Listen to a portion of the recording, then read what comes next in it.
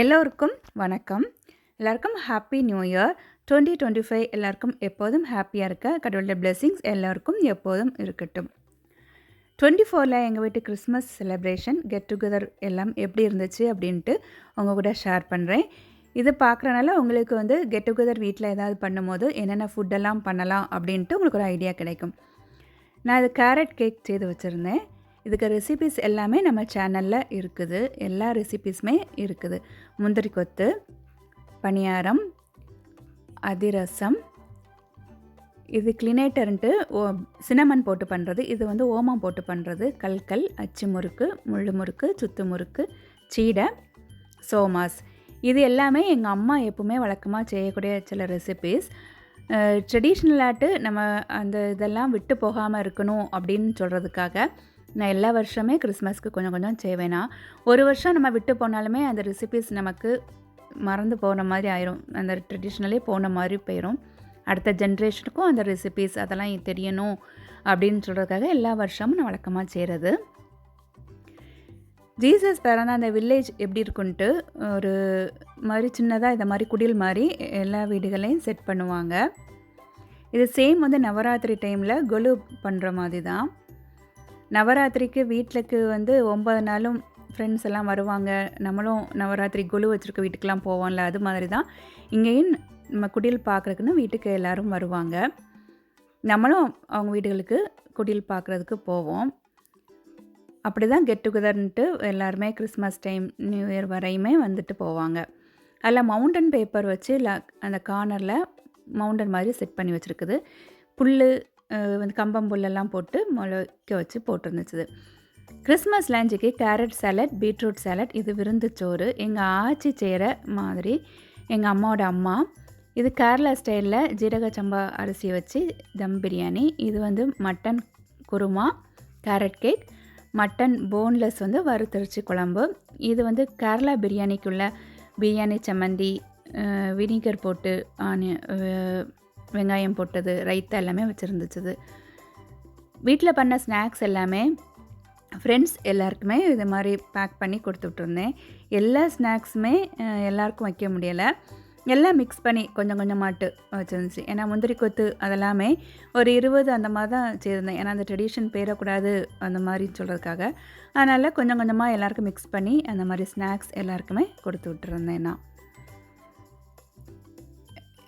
Christmas அன்னைக்கு night சர்ச்சுக்கெலாம் போயிட்டு mutton குழம்பும் ப்ரெட்டும் சாப்பிட்றது வழக்கம் எங்கள் வீட்டில். எங்கள் அம்மா சின்ன வயசாக நான் இருக்கும் போதே அப்படி தான் பண்ணுவாங்க. அதே பழக்கத்திலே நானுமே அதே தான் பண்ணுவேன்னா.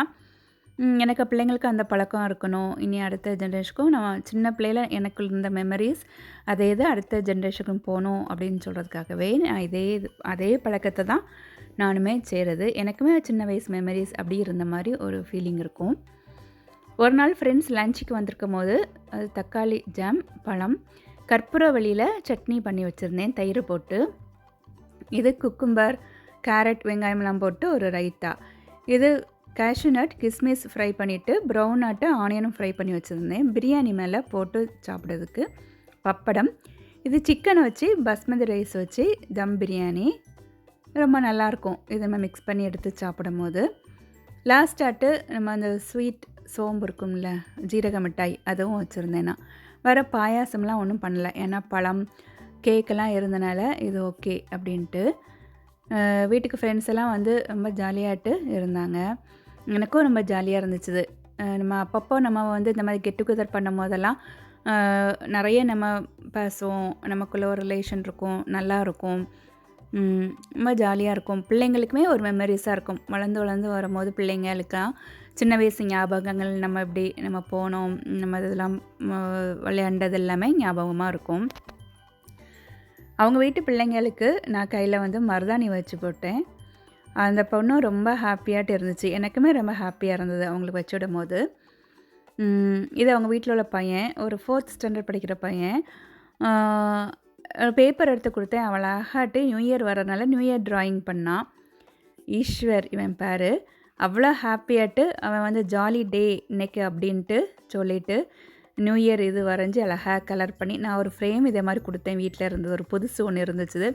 இதில் போட்டு அப்படியே அவனுக்கு ரொம்ப ஹாப்பியாட்டு காட்டினான். ஒன் டே நைட்டு வந்து டின்னருக்கு வந்து ஒரு ஃப்ரெண்ட்ஸை கூப்பிட்ருந்தேன். புதினா மல்லி இலை வச்சு சட்னி, இட்லி, சாம்பார், கேசரி, கேரட் கேக்கு தான். அது செஞ்சுட்டே இருந்தேன். கேரட் கேக்கு ஃப்ரெண்ட்ஸுக்கு கொடுக்குறதுக்கு வரக்கலாம். அது சின்னமன் போட்டு டோஸ்ட். இது பிஸ்ஸா வந்து சிக்கன் பிஸ்ஸா கடையில் வாங்கியிருந்தது. ஏன்னா பிள்ளைங்கள்லாம் இருந்ததுனால.